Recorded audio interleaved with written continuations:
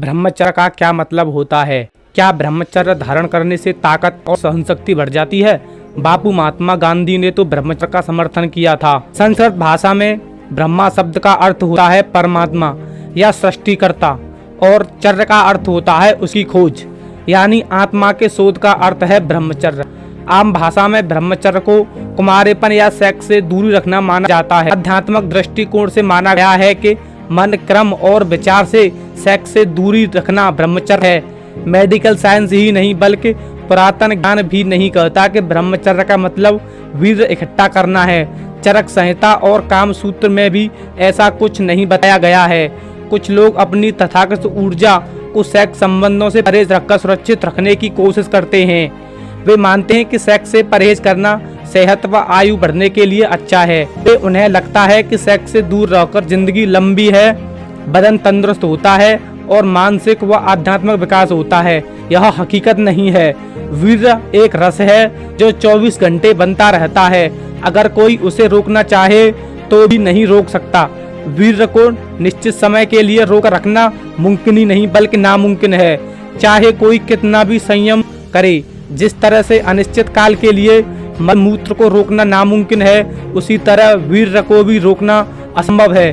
वीर्य बनने की प्रक्रिया रात दिन चलती रहती है।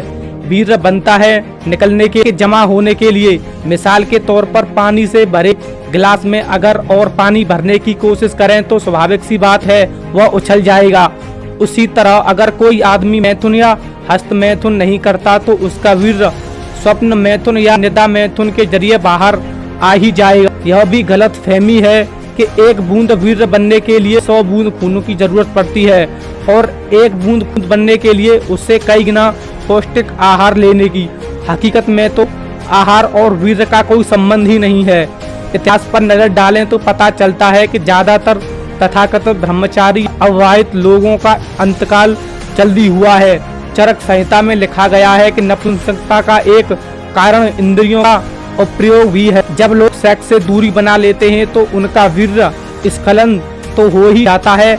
ऐसा होने पर उन्हें एहसास होता है कि उनके साथ कुछ गलत हो गया है, जिससे उनमें हीन भावना और एंजाइटी आ जाती है।